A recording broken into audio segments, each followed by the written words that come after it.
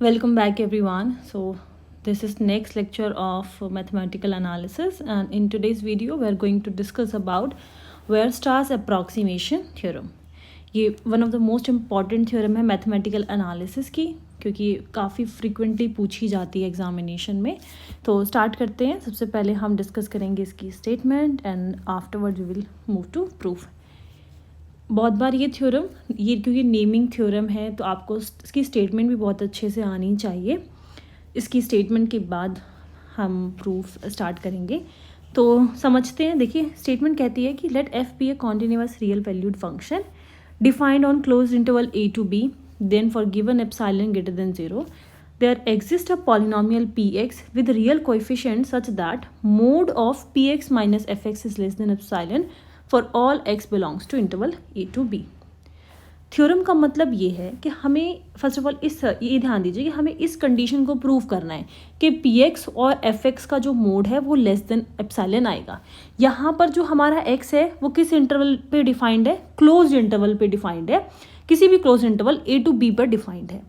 ये जो f की बात की जा रही है ये वो फंक्शन f है जो कॉन्टिन्यूअस होना चाहिए, रियल वैल्यूड होना चाहिए और किसी closed interval a to b पे डिफाइंड होना चाहिए. तो वेयरस्ट्रास अप्रॉक्सीमेशन थ्योरम ये कहती है कि इस fx के लिए आपको एक px ज़रूर मिलेगा, ठीक है, या इस fx के लिए एक ऐसा पॉलिनोमियल px ज़रूर एग्जिस्ट करेगा जो इस कंडीशन को सेटिस्फाई करे. या तो आप mode of px minus fx को px माइनस fx को लेस देन दिखा दो कि ये एप्सिलॉन से लेस है, या फिर आप इसी सेम कंडीशन को ऐसे भी प्रूव कर सकते हो कि limit n is tending towards infinity, ये जो pnx है ये हमारा अप्रोच करेगा किसको? fx को. बेसिकली ये जो fx है ये हमारा लिमिटिंग फंक्शन है. जैसे आप यूनिफॉर्मली कन्वर्जेंट के लिए प्रूफ करते थे, उसका लिमिट फंक्शन निकालते थे, तो उसी से यही सेम चीज़ है कि यहाँ पे हमारा जो pnx है वो एक हमारा सीक्वेंस ऑफ फंक्शन है. जैसे ही n इन्फिनिटी के टूवर्ड्स टेंड करेगा ये हमें fx देगा. fx हमारा लिमिटिंग फंक्शन है. तो चाहे आप इसको प्रूफ कर लो या फिर इसे मोर और लेस सेम ही चीज़ है, ठीक है.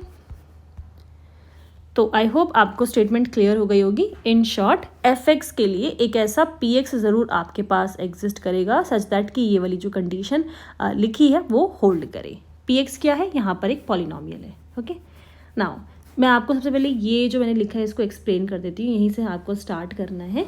यहाँ पर लिखा गया है कि अगर हमारा जो इंटरवल a टू b है इसमें अगर a की वैल्यू b के इक्वल ही हो जाए, ठीक है, तो आपका ये इंटरवल में कितने एलिमेंट होंगे? सिर्फ एक ही एलिमेंट होंगे. क्यों? क्योंकि अब जब दोनों एंड पॉइंट्स इंटरवल के इक्वल हो गए तो एक ही एलिमेंट आपके पास बचा. तो ये जो हम बोल रहे हैं कि x इस इंटरवल से बिलोंग करेगा तो x भी हमारा वही वैल्यू हो जाएगा, वही एक सिंगल एलिमेंट हो जाएगा जो इंटरवल में बचा है. दैट मीन्स कि जब दोनों एलिमेंट सेम ही हो जाएंगे, x भी वही है और a भी वही है, तो फंक्शन की वैल्यू दोनों ही पॉइंट्स पे इक्वल हो जाएगी. So fx is equals to fa आ जाएगा. अब यहाँ पर क्योंकि एक ही पॉइंट की हम बात कर रहे हैं तो यहाँ ये जो थ्योरम है वो ऑटोमेटिकली जो है वो प्रूव हो जाएगी. क्यों? क्योंकि आप क्या कर सकते हो, आपको एक पॉलिनोमियल तो दिखाना है ना कि एग्जिस्ट करेगा, तो हमने उस px को एक कांस्टेंट पॉलिनोमियल मान लिया क्योंकि आपके पास ये जो एंड पॉइंट है, सॉरी ये जो आपके पास एक सिंगल पॉइंट आपके इंटरवल में बिलोंग कर रहा है उसकी वैल्यू fx के इक्वल हो गई. तो आप एक पॉलिनोमियल, कांस्टेंट पॉलिनोमियल लेकर चल सकते हो. यहाँ पर जब आप limit n is tending towards infinity कराओगे, जब आपका पॉलिनोमियल ही कांस्टेंट है तो आप कितनी भी आगे चले जाओ आपको क्या मिलने वाला है? वही एक कांस्टेंट वैल्यू मिलने वाली है पॉलिनोमियल की. तो limit n is tending towards infinity, px किसके इक्वल हो जाएगा? fx या fa के इक्वल हो जाएगा, चाहे आप n की वैल्यू कुछ भी लो, फॉर ऑल n. तो ये जो कंडीशन है वो हमारी प्रूव हो जाएगी अगर इंटरवल की एंड पॉइंट्स जो है वो इक्वल होते हैं. तो ये फर्स्ट पार्ट जो है हमारा प्रूव हो गया. अब आ जाते हैं अपने सेकंड पार्ट पे. सेकंड में हम ये मानकर चलते हैं कि जो a है वो b से लेस है, सो दैट एक इंटरवल हमें मिल सके और इस इंटरवल को हम रिड्यूस कर दे रहे हैं, मतलब या हम इस इंटरवल को असाइन कर दे रहे हैं कि ये इंटरवल हमारा 0 to 1 इंटरवल है. और ऐसा हम इसलिए कह रहे हैं क्योंकि आगे हम एक पॉलिनोमियल कंसिडर करेंगे और वो पॉलिनोमियल फॉर स्पेसिफिक x जब 0 और 1 के बीच में होता है तो ही डिफाइन होती है. तो इस थ्योरम को प्रूव करने के लिए हमें एक पॉलिनोमियल दिखाना होगा और हम एक जनरल पॉलिनोमियल जो कि बर्नस्टाइन पॉलिनोमियल है वो इस इंटरवल के लिए डिफाइंड होती है, इसलिए हमने इसको 0 to 1 हम लेकर चल रहे हैं और हम ये दिखा देंगे कि ऐसा एक पॉलिनोमियल एग्जिस्ट करता है। दूसरा जो रीज़न है 0 to 1 इंटरवल लेने का कि आगे हम एक लीनियर ट्रांसफॉर्मेशन, एक कॉन्टिन्यूस मैपिंग लेकर चलेंगे। इसकी हेल्प से हम प्रूव करेंगे कि हमारे पास एक ऐसा पॉलिनोमियल एग्जिस्ट कर रहा है। तो उसके लिए हमने एक कॉन्टिन्यूस मैपिंग दिखाने के लिए हमने इंटरवल इसको 0 to 1 मान लिया है। Now suppose that the theorem is true for any continuous function defined on interval 0 to 1. Let f be any continuous function defined on interval a to b. Define g by this. अब इस चीज़ को समझिए। देखिए हमने क्या किया, हमने ये सपोज कर लिया कि ये जो थ्योरम है वीयरस्ट्रास अप्रॉक्सीमेशन थ्योरम है, ये क्या है, ये थ्योरम बिल्कुल ट्रू है। ठीक है, अगर ये थ्योरम ट्रू है तो आपको एक एफ के लिए या आप एक कॉन्टिन्यूस फंक्शन के लिए आप एक पॉलिनोमियल ढूंढ सकते हो। ठीक है, तो यहाँ पर हमने एक जी ऐसा डिफाइन कर दिया। अब देखिए ये चीज़ मुझे ऑलरेडी गिवन है स्टेटमेंट में कि f हमारा कॉन्टिन्यूस है, रियल वैल्यूड फंक्शन है, तो मैं क्यों ना f फंक्शन की हेल्प से ही एक जी एक्स फंक्शन को डिफाइन कर दूं। क्योंकि मेरा f फंक्शन कॉन्टिन्यूस रियल है तो मेरा g फंक्शन भी कॉन्टिन्यूस और रियल ही हो जाएगा। ठीक है, तो हमने जो g फंक्शन डिफाइन किया है वो हमने f की हेल्प से ही किया है। तो यहाँ पर f of a plus b minus a x ये हमारा जी एक्स के इक्वल हो गया। दूसरी चीज़, अगर देखो क्योंकि अब यहाँ से मुझे ये कंडीशन मिल गई कि जी मेरा कॉन्टिन्यूस होगा, रियल वैल्यूड फंक्शन होगा और ये मेरा डिफाइंड होगा 0 to 1 इंटरवल पे। तो क्योंकि थ्योरम ट्रू है तो थ्योरम कहती है कि एक पॉलिनोमियल आपको ज़रूर मिलेगा, तो हम उसी चीज़ को हम एज्यूम कर रहे हैं कि ये ट्रू है, तो हमें एक पॉलिनोमियल क्यों ऐसा ज़रूर मिलेगा जो इस कंडीशन को सेटिस्फाई करे। अब ये कंडीशन क्या है कि जो दोनों का डिफरेंस है, आपका जो फंक्शन है और आपका जो पॉलिनोमियल है, दोनों का मोड लेस देन एप्सिलॉन होगा। तो उसी हमारी एजम्पशन से हमें ये मिल गया, जो हमने एज्यूम किया है कि जो हमारा फंक्शन है जो मैंने f की हेल्प से डिफाइन किया था और जो पॉलिनोमियल एग्जिस्ट कर रहा है, दोनों का मोड किससे लेस होगा, एप्सिलॉन से लेस होगा। और यहाँ पर क्योंकि x की वैल्यू भी आपकी 0 to 1 के बीच में डिफाइंड थी, तो आपकी y की वैल्यू भी 0 और 1 के बीच में डिफाइन हो जाएगी। आपने आपने जो g फंक्शन डिफाइन किया है वो f के बेसिस पे किया है और f हमने रिड्यूस कर दिया है अपना 0 to 1 इंटरवल पे, तो y भी हमारा 0 to 1 इंटरवल पे डिफाइन हो जाएगा। ये हम इक्वेशन नंबर 1 लेट कर सकते हैं। अब आगे देखिए, क्योंकि हमने अपना जो इंटरवल क्लोज्ड इंटरवल है उसको 0 to 1 पे डिफाइन कर दिया है, तो हम क्या कर रहे हैं, एज वी नो कि x जो है वो किससे बिलोंग कर रहा था, वो बिलोंग कर रहा था हमारा interval closed interval a to b से। तो हम इसको ऐसे लिख सकते हैं कि r x is in between a to b। Now अगर मैं a सब्ट्रैक्ट कर दूँ इसमें से, इस इनइक्वालिटी में अगर मैं a सब्ट्रैक्ट कर देती हूँ तो पहले में a minus a it will be 0, second one x minus a, last will be b minus a। इसमें इस इनइक्वालिटी में अगर मैं डिवाइड कर दूँ b माइनस a से, so this will B 0 and ये हो जाएगा x minus a by b minus a and this will B 1। तो आप क्या ऑब्जर्व कर रहे हो कि जो x minus a by b minus a है, ये जो हमारे पास आ रहा है ये खुद किसके बीच में, ये 0 to 1 के बीच में।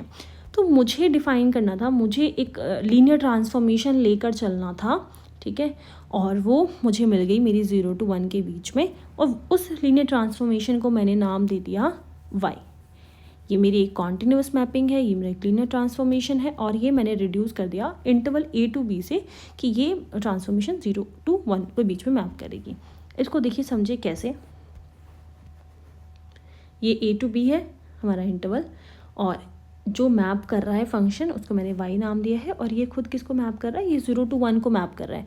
अब आप चेक करिए कि कैसे ये a जो है वो किसको मैप करेगा। तो x की जगह पे मैं a वैल्यू पुट कर सकती हूँ क्योंकि मुझे इसकी मैपिंग ढूंढनी है कि कहाँ पे मैप कर रहा है। सो a minus a will be 0, something 0 by something will be 0। तो a मेरा मैप कर रहा है 0 को। b की बात करें तो आप x की जगह पे b पुट कर दो, b minus a by b minus a, this will get cancel and I will get 1। तो b किसको मैप कर रहा है, 1 को। तो आपने देखा कि a to b हमारा किसको मैप कर रहा है, 0 to 1 को मैप कर रहा है। तो यहाँ पे मैंने अपना लीनियर ट्रांसफॉर्मेशन इसको कंसिडर कर लिया। मुझे अब यहाँ पर y की वैल्यू मिल गई है x minus a by b minus a. ये हमारा वही फंक्शन जी वाई है जो हमने डिफ़ाइन किया था। यहाँ पर हमने अपना जी एक्स डिफ़ाइन किया था f of a plus b minus a. यहाँ पर अगर मैं y कर दूँ तो ये मेरा फंक्शन जो है वो किस में कन्वर्ट हो जाएगा, y में। और y मैंने अभी अपना ट्रांसफॉर्मेशन डिफ़ाइन किया है, तो मैं क्या कर सकती हूँ, मैं इसकी वैल्यू यहाँ पे पुट कर सकती हूँ। ठीक है, b माइनस ए से b minus a cancel, then a से a कैंसिल हो जाएगा। ये मेरा किसके इक्वल आ गया, ये मेरा f(x) के इक्वल आ गया। तो जी वाई मेरा किसके इक्वल हो गया, f(x) के इक्वल हो गया। ये जो कंडीशन थी जो हमने अभी लिखी थी, that g of y is minus q of y is less than epsilon. यहाँ पर भी मैं अपनी y की वैल्यू पुट कर सकती हूँ, जो q ऑफ y था यहाँ पर ही आ जाएगा। और इसका मोड किससे लेस हो गया, एप्साइलन से लेस हो गया। For all x belongs to e, जिसको हमने इक्वेशन नंबर 2 दे दिया। तो आपको यही सेम चीज़ ही तो प्रूफ करनी थी कि अगर f(x) हमारा कॉन्टीन्यूस रियल वैल्यूड फंक्शन है तो उसके लिए मुझे q ऑफ y मिलेगा ऐसा, सच दैट दोनों का मोड किससे लेस हो जाए, एप्साइलन से लेस हो जाए। तो ये जो है वो मेरा किसका काम कर रहा है, ये मेरा वो पॉलिनोमियल का काम कर रहा है। यही सेम चीज़ आगे हमने लिख रखी है कि इसको अगर मैं अपना px मान लूँ तो मेरा मोड जो है f(x) माइनस px किससे लेस हो गया, मेरा एप्साइलन से लेस हो गया। Okay, for all x belongs to a to b. Thus we shall prove this theorem when a is equals to 0, b is equals to 1. ये चीज़ तो प्रूव हो गई जब हमारा x a और b के बीच में है, तो ये कंडीशन बिल्कुल करेक्ट है। हमने किया क्या, मैं इन शॉर्ट फिर से आपको बता देती हूँ। हमने f की हेल्प से एक फंक्शन g y डिफ़ाइन किया। हम पहले ये एज्यूम करके चले कि हाँ ये थ्योरम जो है वो करेक्ट है। तो जो हमने f की हेल्प से जो जी वाई फंक्शन डिफ़ाइन किया था, तो y हमने एक ऐसा लीनियर ट्रांसफॉर्मेशन सेट किया जिसकी हेल्प से आगे हमने फर्दर ये दिखाया कि जी वाई f(x) के इक्वल है। और अब यहाँ पे क्योंकि f इंट्रोड्यूस हो गया, f थ्योरम में मुझे पता है कि कॉन्टिन्यूअस रियल वैल्यूड फंक्शन है, तो उसके लिए मैंने g ऑफ y ऐसा दिखा दिया सच दैट दोनों का मोड जो है वो लेस देन एप्सिलॉन है। Moving on, next let f be any continuous function defined on interval 0 to 1, define a sequence bn of polynomial this। अब हम क्या कर रहे हैं, हम ये दिखा रहे हैं कि जब हमारा x 0 और 1 के बीच में होता है देन हमें एक ऐसी सीक्वेंस bn ऐसी मिल जाएगी। bn यहाँ पे पॉलिनोमियल का काम ही कर रही है, तो हमें ये चीज़ प्रूफ करनी है। जैसे कि मैंने आप लोगों को पहले बताया कि ये जो पॉलिनोमियल हमने लिया है ये बर्नस्टाइन पॉलिनोमियल है और ये 0 to 1 के लिए डिफाइन होता है। हम यही शो करने वाले हैं कि ये पॉलिनोमियल हमारा एग्जिस्ट करने वाला है। ओके, नाउ देखिए जो ये एक्सपेंशन दे रखी है x plus 1 minus x bracket close and इसकी पावर रेज कर रखी है n। तो अगर मैं इसके एक्सपेंशन की बात करूँ, अगर मैं इसके एक्सपेंशन बायनोमियल एक्सपेंशन की बात करूँ तो ये किस तरीके से ओपन होगा, n(c0) 1 माइनस एक्स की पावर n है, फिर n-1 हो जाएगी, n-2 एंड लास्ट में पावर हो जाएगी 0।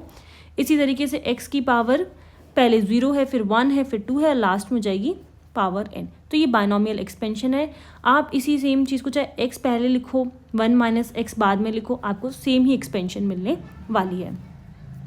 अगर इस एक्सपेंशन को मैं समेशन की फॉर्म में लिखती हूँ तो हम कैसे लिख सकते हैं, summation k is equals to 0 to n C k x की पावर k 1 माइनस की पावर n माइनस k। तो इसी एक्सपेंशन को मैंने इस समेशन की फॉर्म में लिख दिया, तो ये इसके इक्वल आ रहा है। अब इसी सेम चीज़ को हमने यूज़ किया है कि ये किसके इक्वल है, ये हमारा इक्वल आ गया है summation k is equals to 0 to n, just जो मैंने आपको भी बताया। तो ये दोनों क्वांटिटीज़ आपस में इक्वल है।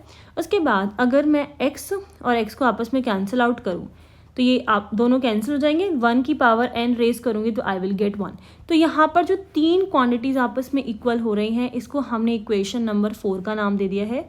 ये आपका इक्वल आ रहा है इसके और ये आपका इक्वल आ रहा है 1 के। जहाँ पर भी हमें 1 की कोई वैल्यू पुट करने की ज़रूरत पड़ेगी ना तो हम इसका यूज़ कर सकते हैं। ओके, तो आप इसको इक्वेशन नंबर 4 नाम दे दो क्योंकि हम इसका यूज़ करेंगे, तो we can mention equation number. अब जो कुछ नेक्स्ट स्टेप हैं उसमें हम क्या कर रहे हैं मैं पहले आप लोगों को बता देती हूँ, सो दैट के आगे के कुछ स्टेप में कंफ्यूजन ना हो। इसके बाद का जो हमारा स्टेप होगा उसमें हम फर्स्ट ऑफ ऑल डिफ्रेंशिएट करेंगे विद रिस्पेक्ट टू एक्स। ठीक है, ये हमारा फर्स्ट स्टेप होने वाला है।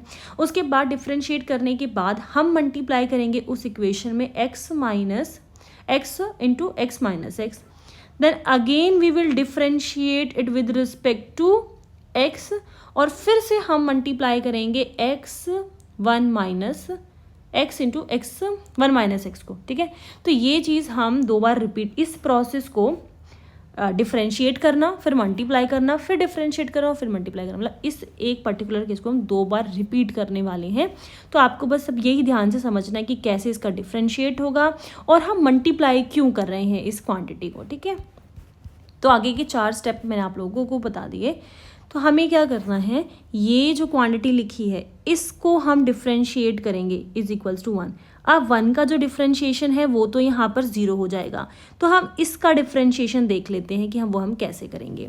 N C k differentiating with respect to x, n C k हमने बाहर कर दिया, अब इस पे लगा देंगे हम यू वी। एक बार आपको 1 minus x to the power n minus k को एज इट इज़ रखना है। इसका डिफ्रेंशिएट करोगे आप तो k आगे आ जाएगा और x की पावर हो जाएगी k माइनस 1। देन ये हो जाएगा आपके पास प्लस, यहाँ पर जो माइनस लिख रखा है ये अभी आपके पास प्लस होगा।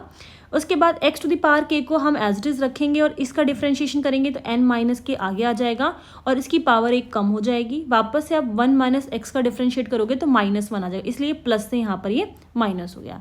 आपका राइट हैंड साइड रहेगा 0। ठीक है, डिफ्रेंशिएट करने के बाद हम कॉमन लेंगे। कॉमन क्या क्या आ सकता है, एन सी के तो ऑलरेडी बाहर था, यहाँ से हम इन दोनों क्वांटिटीज़ में, इसमें और इसमें, इन दोनों क्वांटिटीज़ में जो x की पावर लेस है सबसे ज़्यादा उसको कॉमन ले लेते हैं, और जो 1 माइनस एक्स की पावर लेस है उसको हम कॉमन ले लेते हैं। तो x to the power k minus 1 और x to the power k में हमारा x to the power k minus 1 कम है। 1 minus x to the power n minus k में से, इन दोनों में से again n minus k minus 1 की पावर कम है, तो जो भी पावर कम थी, जो भी कॉमन आ सकती थी उनको हमने कॉमन ले लिया, और ब्रैकेट में हमारे पास यहाँ से k बच जाएगा और यहाँ से 1 माइनस एक्स की एक पावर बच जाएगी, क्योंकि k माइनस 1 वाला हमने पावर लिया, कॉमन लिया है। तो ये आ गया k times 1 minus x minus, यहाँ से हमारे पास बचेगा n माइनस के और यहाँ से एक x बच जाएगा। आप इनको ओपन करोगे तो आपकी के एक्स और के एक्स वाली जो क्वांटिटी है, जो टर्म है, वो कैंसिल आउट हो जाएगी, और इसको हमने सॉल्व करने के बाद लिख दिया, क्योंकि के माइनस एन एक्स यहाँ पर हमारे पास बचेगा। ओके, तो ये जो डिफ्रेंशिएट करा और थोड़ा सा इसको सॉल्व कर लिया। अब हमारा नेक्स्ट स्टेप क्या था, we will multiply x into k minus x. ऐसा हम क्यों कर रहे हैं, देखिए जो k है उसमें उसकी पावर क्या है, k माइनस 1 है। हमें क्या चाहिए, x की पावर, हमें x की पावर चाहिए k। ठीक है, so that we can put value 1। यहाँ पर पावर क्या चल रही है 1 माइनस एक्स की, n माइनस के माइनस 1, और हमें क्या पावर चाहिए, हमें पावर चाहिए n माइनस के। इसमें भी एक लेस है, मतलब x और 1 माइनस एक्स अगर मैं मल्टीप्लाई कर दूँ, x टाइम्स 1 माइनस एक्स अगर मैं मल्टीप्लाई कर दूँ तो इसकी पावर k बन जाएगी और इसकी पावर n माइनस के बन जाएगी। ओके, सो हमारा नेक्स्ट स्टेप यही है, हमने मल्टीप्लाई किया तो इसकी पावर k बन गई, इसकी पावर n माइनस के बन गई, और ये हमारा 0 से मल्टीप्लाई आप करोगे तो ये 0 ही रहेगा। इसको हमने अपनी नेक्स्ट इक्वेशन नंबर 5 पुट कर दिया, 5 असाइन कर दिया है। नाउ अब इसके बाद हमारा नेक्स्ट स्टेप क्या था, फिर से हम डिफ्रेंशिएट करेंगे विद रिस्पेक्ट टू x। अब आप यहाँ पर देख रहे हो कि जो x है ना, वो हमारे पास तीन फंक्शंस हो चुके हैं हमारे अब x के, तो हम इसको u लेट कर लेते हैं और इस फंक्शन को पूरा v लेट कर लेते हैं, तो इसको डिफ्रेंशिएट कर सकते हैं। This will be n C k, और v हमने एज इट इज़ रखा, v वाला फंक्शन, और x to the power k को हमने डिफ्रेंशिएट कर दिया, तो ये हो जाएगा k x to the power k minus 1। अब हम x to the power k को एज इट इज़ रखेंगे और इसको डिफ्रेंशिएट करेंगे, इसमें अगेन आपके पास uv लग जाएगा और ये आ जाएगा हमारा इज इक्वल्स टू 0। इसके बाद नेक्स्ट स्टेप समझिए क्या करा है हमने, हम क्या करेंगे, हम इसमें से कॉमन ले लेंगे, और आप क्या कर सकते हो कि ये जो समेशन है इसको आप इससे मल्टीप्लाई कर दो जो इसकी पहली टर्म थी, सेकंड आप इससे मल्टीप्लाई कर दो जो इसकी सेकंड टर्म थी, और थर्ड आप इसको मल्टीप्लाई कर दो जो इसकी थर्ड टर्म थी। ठीक है, और ये जो थर्ड वाली टर्म है ना, इसको हम शिफ्ट कर देंगे राइट हैंड साइड पे। फिर से समझिए ये वाला स्टेप हमने क्या किया, डिफ्रेंशिएट करने के बाद ये तीन टर्म्स हमारे पास आ गई। तो ये जो हमारा समीशन एन सी के चल रहा है, इसको हम पहली टर्म के साथ, दूसरी टर्म के साथ और तीसरी टर्म के साथ मल्टीप्लाई करेंगे, और जो ये तीसरी वाली टर्म है इसको हम राइट हैंड साइड पे भेज देंगे, जो आपको ये नेक्स्ट स्टेप में दिख रहा है। ठीक है, माइनस एन था तो ये पॉजिटिव का एन हो गया, ये हमारा समीशन हो गया एंड दिस। ठीक है, बाकी जो दो टर्म्स थी वो हमारी लेफ्ट हैंड साइड पर ही रहेगी। ऐसा करने से ये जो फॉर्म है ये हमारी किसके इक्वल होती है, 1 के इक्वल, जो हमने इक्वेशन नंबर 4 असाइन किया था। तो ये 1 के इक्वल हम पुट कर सकते हैं, और यहाँ पे हमारे पास राइट हैंड साइड पे सिर्फ चलेगा 1। बाकी की जो दो इक्वेशंस है उसमें आप जो भी आपको कॉमन दिख रहा है आप कॉमन ले सकते हो, like x to the power k-1 common आ सकता है, देन 1 माइनस एक्स की एक टर्म कॉमन आ सकती है जिसमें -1 आप पावर कॉमन ले सकते हो, और k माइनस एन एक्स इसमें भी है और इसमें भी है, ये भी हम कॉमन ले सकते हैं। ठीक है, कॉमन लेने के बाद जो कुछ भी बचेगा आप उसको सब्ट्रैक्ट करोगे तो वापस से आपको एक k माइनस एन एक्स की टर्म मिलेगी। तो पहले एक कॉमन वाली, दूसरी जो ब्रैकेट सॉल्व करने के बाद आई, ये आपको स्क्वायर मिल जाएगा और ये इक्वल आ जाएगी n के। ठीक है, नाउ हमने डिफरेंशिएट कर लिया, हमने मल्टीप्लाई कर दिया x टाइम 1 माइनस एक्स से, देन अगेन हमने डिफरेंशिएट किया। हमारा नेक्स्ट स्टेप क्या है, क्योंकि आप इसमें देख रहे हो फिर से जो उसकी पावर है वो k-1 बन गई और इसकी पावर n-k-1 बन गई। तो हमें क्या चाहिए, हमें इसकी पावर k चाहिए, इसकी पावर n-k चाहिए। तो हम मल्टीप्लाई कर देंगे x टाइम्स 1 माइनस k से। जैसे आप मल्टीप्लाई करोगे तो इनकी पावर्स वही हो गई जो हमें चाहिए थी, और n के साथ मल्टीप्लाई हो गया हमारा x टाइम्स 1 माइनस एक्स। इसको आप नेक्स्ट अपनी इक्वेशन असाइन कर सकते हो। देन इसमें से अगर मैं n कॉमन लूँ तो ये हो जाएगा मेरे पास n, यहाँ पर आ जाएगा k/n, ये हो जाएगा x, इसका हो जाएगा होल स्क्वायर। तो आप n स्क्वायर यहाँ से कर सकते हो, ये हो जाएगा k/n x, इसका होल स्क्वायर। तो इस n स्क्वायर को जब हम राइट हैंड साइड पर मल्टीप्लाई, क्योंकि यहाँ पे मल्टीप्लाई में होगा, इस साइड डिवाइड पे हो जाएगा, एक n से हम एक n कैंसिल कर देंगे, तो यहाँ पर हमारे पास टर्म बचेगी x time 1 minus x by n। ठीक है, तो नेक्स्ट स्टेप में आप देख सकते हो ये हो गया x times 1 minus x by n, और ये हमारे पास फॉर्म बन गई x बाई n की। ये जो पॉलिनोमियल हमारे पास है बर्नस्टाइन पॉलिनोमियल, आप उसमें भी एक फंक्शन देख रहे हो लिखा हुआ है k/n टाइप का जो फंक्शन है, और हमने ये जो पॉलिनोमियल कंसिडर की है, अगर इस पॉलिनोमियल को हम देखें तो इसकी ये जो वैल्यू थी हमने सॉल्व कर रखी है, जिसकी वैल्यू हम बार बार 1 असाइन कर रहे हैं। ठीक है, ये आपको हेल्प करेगा ये याद रखने में कि बर्नस्टाइन पॉलिनोमियल की फॉर्म क्या है। दूसरी चीज़, हमारे पास जो फंक्शन मिल रहा है k/n टाइप का, तो आप देखो जो हमने रिड्यूस करा है ना k/n, ये भी हमारा फंक्शन जो है वो क्या है, किस फॉर्म में हो गया, k/n की फॉर्म में हो गया।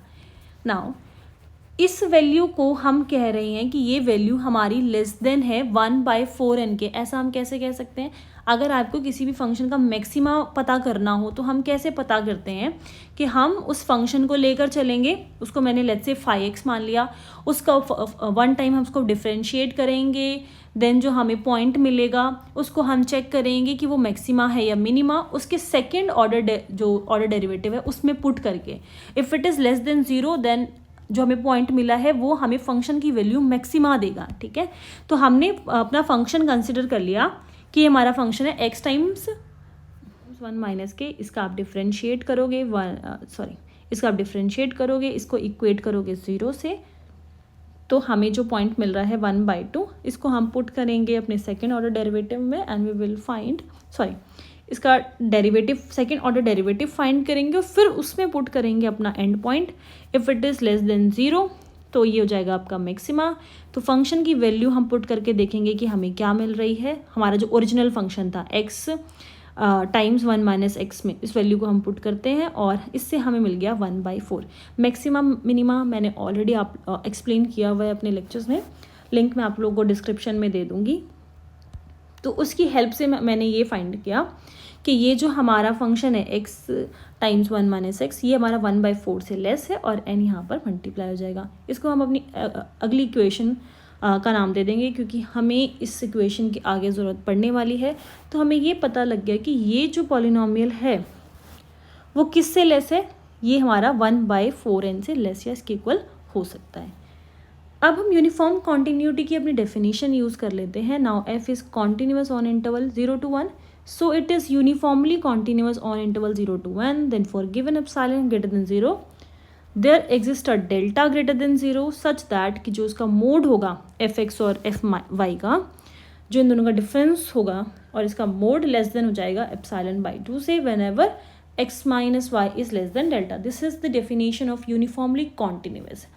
Now इसके अकॉर्डिंगली हमें क्या डेफिनेशन चाहिए कि सेम डेफिनेशन जो आप ऊपर पढ़ रहे हो ना, हम क्या कहते हैं कि दोनों फंक्शन का मोड जो है वो लेस देन एप्सिलॉन होगा जब ये x minus y less than delta होगा। तो यही सेम चीज़ मैंने लिख रखी है कि fx और f(k/n) का जो मोड है वो epsilon/2 से लेस होगा जब भी x माइनस k/n हमारा लेस देन डेल्टा होगा। यही सेम चीज़ आपको यहाँ पर भी मिल रही है, x माइनस k/n। मुझे इसी पर बात करनी है कि जब ये डेल्टा से लेस होगा तो हमारे फंक्शन की वैल्यू किससे लेस होगी, epsilon/2 से लेस होगी। दूसरी चीज़, हमारा फंक्शन कैसा है, हमारा फंक्शन बाउंडेड है। ये हमारा f फंक्शन कॉन्टिन्यूअस है फर्स्ट ऑफ ऑल। दूसरी चीज़, डिफाइंड है किसी क्लोज्ड इंटरवल पे, तो हमें एक ऐसा कांस्टेंट के ज़रूर मिलेगा जिससे हमारा फंक्शन जो है वो बाउंडेड हो जाए। ठीक है, तो यहाँ पर जी 2-3 जो इन्फॉर्मेशन हमें गिवन थी, जो हमने वहाँ से जो कंडीशंस निकाली हैं और यूनिफॉर्म कॉन्टिन्यूटी की जो डेफिनेशन है वो हमें हेल्प करेगी आगे इस थ्योरम को प्रूव करने में। हमारा इंटरवल कैसा है, 0 to 1, क्लोज्ड है, कॉम्पैक्ट है और कॉन्टिन्यूटी फंक्शन जो हमारा कॉन्टिन्यूअस है, तो इससे हमें क्या पता चलता है कि हमारा फंक्शन यूनिफॉर्म कॉन्टिन्यूअस होगा, जिसके बेसिस पे इसकी डेफिनेशन को हमने आगे यूज़ किया हुआ है। नाउ मूविंग ऑन, ये चीज़ आप यहाँ से लिख सकते हो कि मैंने आप लोगों को थ्योरम की स्टार्टिंग में ही बिल्कुल बताया था कि हमें क्या प्रूफ करना है। हमें यही प्रूफ करना है कि जो Pn(x) है और Fx है, इसका मोड किससे लेस होना चाहिए, इसका मोड लेस देन एप्सिलॉन होना चाहिए। या तो हम ये दिखा दें कि दोनों का मोड एप्सिलॉन से लेस है, या फिर मैं ये दिखा दूँ कि limit n is tending towards infinity, Pn(x) जो है किसको अप्रोच करेगा, fx को, या इसका लिमिटिंग फंक्शन क्या होगा, fx होगा। जब मैंने a is equals to b को इक्वल माना था तो मैंने ये सेम कंडीशन बोली थी, या आप इसको दिखा दो या फिर आप ये सेम चीज़ ये भी बोल सकते हो। तो इसके लिए हमने क्या लिया, हमने ये मोड लेकर चल रहे हैं कि Pn(x) माइनस fx का मोड लेकर चल रहे हैं, और आगे हम ये दिखा देंगे कि ये किससे लेस है, ये एप्सिलॉन से लेस है। ठीक है, ये आगे हम करने वाले हैं। तो मैंने मोड कंसिडर कर लिया Pn(x) माइनस fx। आप इसको कैसे भी लिख सकते हो क्योंकि मोड है तो कोई प्रॉब्लम नहीं है। तो Pn(x) की जगह पे हम Bn(x) क्यों यूज़ कर रहे हैं, क्योंकि जो मेरा बर्नस्टाइन पॉलिनोमियल था उसको मैंने Bn का नाम दिया हुआ है। तो fx को आप कैसे लिख सकते हो, fx को हम लिख सकते हैं 1 इंटू fx, और 1 की क्या वैल्यू थी जो आपको इक्वेशन नंबर 4 से मिल जाएगी। यहाँ से यहाँ तक ये 1 की वैल्यू है, ये लिख दिया मैंने fx, और ये हमारी Bn(x) की वैल्यू है जो बर्नस्टाइन पॉलिनोमियल हमने डिफाइन किया था, ये उसकी वैल्यू को हमने यहाँ पर पुट कर दिया। दोनों में से आप जो भी कॉमन ले सकते हो उसको कॉमन ले लो, और ब्रैकेट में हमारे पास बच जाएगा fx, यहाँ से बच जाएगा f of k minus n। अगर आप ध्यान से देखें तो यही सेम जो चीज़ हमने कॉन्टिन्यूटी की डेफिनेशन से ली है कि ये जो मोड है वो किससे लेस है, एप्सिलॉन/2 से लेस है। नेक्स्ट जो आपको समझना है वो क्या है, देखिए जो मोड मैंने अभी आपको बताया कि हमने यूनिफॉर्म कॉन्टिन्यूटी से इसकी डेफिनेशन निकाली है कि जो दोनों का मोड है वो किससे लेस चल रहा है, एप्सिलॉन/2 से लेस चल रहा है। तो उसकी कंडीशन क्या है, उसकी कंडीशन ये है, ऐसा आप तब बोल सकते हो कि इसका मोड एप्सिलॉन/2 से लेस होगा। ऐसा हम तब बोल सकते हैं जब x माइनस k/n का मोड किससे लेस हो, डेल्टा से लेस हो। ठीक है, तो जब ये कंडीशन होती है तभी ये कहा जा सकता है कि एप्सिलॉन/2 से लेस होगा। इसकी जस्ट अपोजिट कंडीशन क्या होगी कि x माइनस k/n, अब इसने बोला है कि लेस देन डेल्टा होना चाहिए, हम इसकी अपोजिट कंडीशन क्या लेके चल सकते हैं कि ये वैल्यू ग्रेटर देन डेल्टा हुई या फिर इज इक्वल्स टू डेल्टा हुई, तो क्या फंक्शन की वैल्यू होगी। तो हम इन दोनों कंडीशंस को, इन दोनों कंडीशंस के रिजल्ट को लेकर चलने वाले हैं। तो हमने इसी सेम चीज़ को फाइंड करना है कि जब x माइनस k/n की वैल्यू लेस देन डेल्टा होगी तो क्या आंसर आएगा, जब वो greater than equals to delta होगी तो क्या आंसर आएगा। तो इसको हमने 2 समीशंस में इसीलिए ब्रेक कर लिया है। इसको एक नाम दे दिया समीशन 1, इसको दूसरा नाम दे दिया समीशन 2। तो ये सेम चीज़, ये पूरा जो हमने लिखा है इसको हम समीशन 1 के लिए फाइंड करेंगे, देन यही सेम चीज़ हम समीशन 2 के लिए फाइंड करने वाले हैं। तो यहाँ पर जो समीशन 1 है, आगे हमने लिखा भी हुआ है, इसको आप 1/4n, इसको आप यहाँ से हटा के इसको आप डेल्टा ले सकते हो इसकी जगह पर भी आप डेल्टा ले सकते हो। ओके, क्योंकि मैं स्टार्टिंग में डेल्टा ही लेकर चल रही हूँ, तो आप इसको डेल्टा लेकर चल सकते हो। यहाँ पे मेंशन किया हुआ है कि जो समेशन 1 है वो that is the sum taken over those values of k for which this mode is less than delta, while summation 2 is the sum over of those values of k for which this value is greater than is equals to delta। ठीक है, I hope ये clear हो गया होगा। मैं फिर से एक बार रिपीट कर देती हूँ कि जो मैंने यूनिफॉर्म कॉन्टिन्यूटी की डेफिनेशन ली है ना, तो ये मेरा मोड लेस देन डेल्टा होता है तो मेरे फंक्शन की वैल्यू एप्सिलॉन बाई 2 से लेस होगी। इसकी जस्ट अपोजिट कंडीशन और क्या हो सकती है, मतलब एक केस तो मैंने कवर कर लिया, व्हाट इफ डेल्टा की ये वैल्यू डेल्टा से ग्रेटर और इज इक्वल्स टू हो जाए, इसके डेल्टा के इक्वल हो जाए, तो मेरी फंक्शन की जो मोड होगा वो किससे लेस होगा। तो हमें बेसिकली दोनों केस कवर करने हैं, इसलिए मैंने इसके समेशन को ऐसे ब्रेक करके लिख दिया, समेशन 1 एंड समेशन 2, जो दोनों कंडीशंस को कवर कर रही हैं। Now moving on to solve these summations. सबसे पहले हम ये फर्स्ट जो समेशन है उसको सॉल्व करते हैं। तो आप एक बार ये देख लो कि कौन से पॉलिनोमियल को हम सॉल्व करने जा रहे हैं। हमारा पॉलिनोमियल क्या है, summation k is equals to n ck k to the power k 1 minus k to the power n minus k and fx minus f of k by n। तो पहला समेशन हमारा किसके लिए था, जब हमारी k minus k by n की value x minus k by n की वैल्यू डेल्टा से स्ट्रिक्टली लेस हो। तो हम क्या कह सकते हैं कि फंक्शन का मोड किससे लेस होगा, एप्सिलॉन बाई 2 से लेस होगा। तो इसकी जगह पर तो हम लिख सकते हैं epsilon by 2, and you know कि इस क्वांटिटी की जो वैल्यू है वो क्या है, 1। ठीक है, सो 1 into epsilon by 2 is epsilon by 2। Clear. तो जो पहला समेशन है वो हमने सॉल्व कर दिया। पहले समेशन की वैल्यू क्या आ रही है, एप्सिलॉन बाई 2 आ रही है। एंड प्लीज़ रिमेंबर, हमें क्या प्रूव करना है कि इसका मोड किससे लेस हो, इसका मोड एप्सिलॉन से लेस होना चाहिए। अगर मेरे सेकंड समेशन की वैल्यू भी एप्सिलॉन बाई 2 हम ला दें, तो हम क्या कर सकते हैं, इसके मोड को एप्सिलॉन से लेस बता सकते हैं। तो पहला समेशन हमने सॉल्व कर लिया है, सेकंड समेशन को हम सॉल्व करेंगे। आप प्रॉपरली इसको डिफाइन कर दीजिएगा कि हमने समेशन 1 और समेशन 2 किस कंडीशन के लिए लिया है। तो समेशन 1 को जो सॉल्व करा है आप इसको इस तरीके से लिख सकते हो, ये रहा summation 1 is equals to function की जो वैल्यू थी उसको हमने, आप इस मोड को चेंज कर सकते हो कि हमने इस मोड को समेशन के अंदर शिफ्ट कर लिया है, इसका मोड जो है एप्सिलॉन बाई 2 से लेस है। देन ये जो समेशन हमारा बचेगा ये 1 के इक्वल है और हमारी वैल्यू आ गई एप्सिलॉन बाई 2। ठीक है, पहला समेशन हमारा सॉल्व हो गया। सेकेंड समेशन को सॉल्व करने के लिए आपको ये समझने की ज़रूरत है, क्योंकि हमें पता है कि जो हमने सेकेंड समेशन है वो किस कंडीशन के लिए लिया है, जिसमें मोड k बाई n हमारा लेस देन x हो। आप x minus k by n भी लिख सकते हो, मोड है तो नेगेटिव साइन से आपको ज़्यादा इफेक्ट नहीं करेगा ये। ठीक है, पॉजिटिव ही आंसर आ जाएगा। तो पहला हमने जो कंडीशन था वो लेस देन डेल्टा के लिए लिया था, सेकंड हमारी कंडीशन बिल्कुल अपोजिट है, greater than is equals to के लिए। क्लियर। दूसरी चीज़ आप ये देखिए कि अगर मैं दोनों साइड स्क्वायरिंग कर दूं तो क्या हो जाएगा, ये डेल्टा का स्क्वायर हो जाएगा और ये वाली वैल्यू का भी स्क्वायर हो जाएगा। ठीक है, और ग्रेटर कौन सा है इसमें से, k by n minus x जो है ग्रेटर है। ठीक है, सेकेंडली ये जो इक्वेशन थी, इक्वेशन नंबर 6 थी, इसमें अगर हम इसकी बात करें तो मैंने क्या बताया कि ये जो वैल्यू है वो किससे लेस है, ये वाली वैल्यू हमारी लेस, मतलब ये वाली वैल्यू किससे ग्रेटर है, डेल्टा स्क्वायर से। तो मैं क्या कर रही हूँ, इस वैल्यू को रिप्लेस कर देती हूँ, इस वैल्यू की जगह हम कर दे रहे हैं डेल्टा स्क्वायर। ठीक है, तो ये वैल्यू हमें किससे लेस मिली थी, 1/4n से लेस मिली थी। ठीक है, तो अब मैंने इससे और लेस वैल्यू ले ली। सी इनइक्वालिटी में फ़र्क क्यों नहीं आ रहा, क्योंकि जो वैल्यू यहाँ पर ली गई थी मैंने उससे और लेस वैल्यू ली है, तो ये स्टिल 1/4n से लेस ही रहेगा। अब यहाँ पर ये मल्टीप्लाई है तो आप इसको इधर शिफ्ट करोगे तो यहाँ पे डिवाइड हो जाएगा, यहाँ पर आ जाएगा डेल्टा स्क्वायर। तो ये पूरी वैल्यू किससे लेस हो गई, डेल्टा स्क्वायर की मैं बात कर रही हूँ। डेल्टा स्क्वायर भी यहाँ से हट जाएगा क्योंकि मैंने इसको भी शिफ्ट कर दिया यहाँ से। ठीक है, तो ये पूरी वैल्यू किससे लेस हो गई, 1/4n डेल्टा स्क्वायर से लेस हो गई।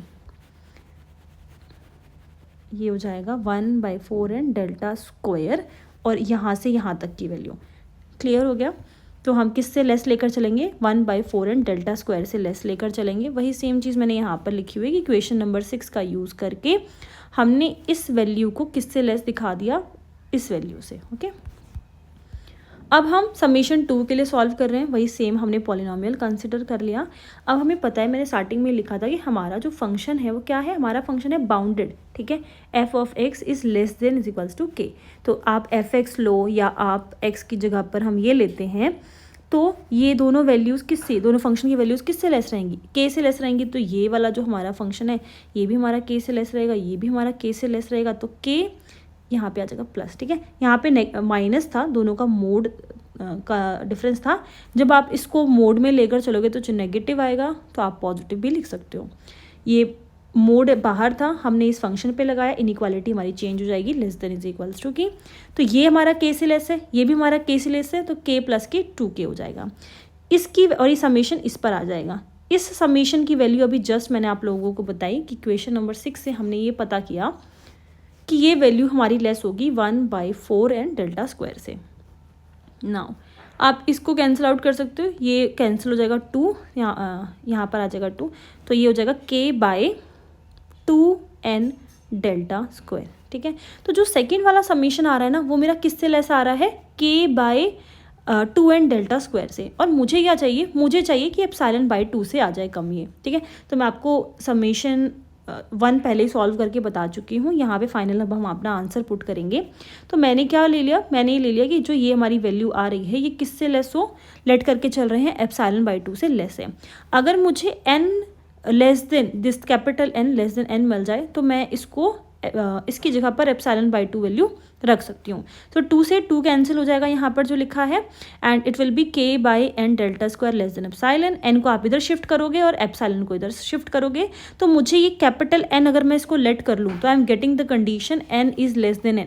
सो इसकी जगह पर we can use ε/2। So ε/2 plus ε/2 is equals to epsilon, ठीक है।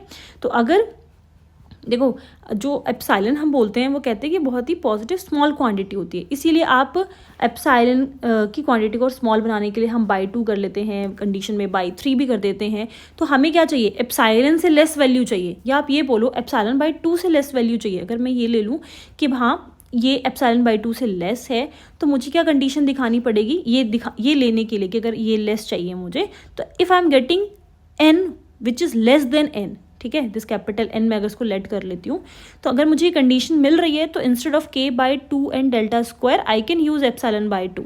तो इससे मुझे एप्सिलॉन मिल जाएगा यहाँ पे, और दोनों का समीशन जो है अगर लेस देन एप्सिलॉन हो जाता है तो ये जो हमारी कंडीशन चल रही थी कि इसका मोड है वो भी किससे लेस हो जाएगा, लेस देन एप्सिलॉन।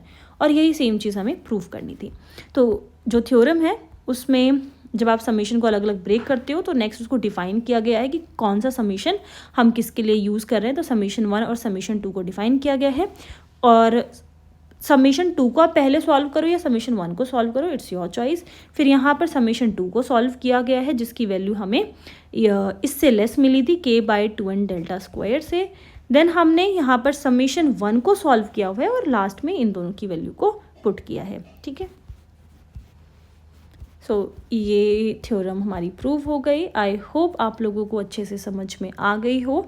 मैंने एक एक स्टेप का आपको एक्सप्लेनेशन दिया है, बट स्टिल अगर कोई भी स्टेप रह गया हो या आपको समझ में नहीं आया हो तो आप प्लीज़ मुझे कमेंट सेक्शन में बताइए। And thank you very much for listening.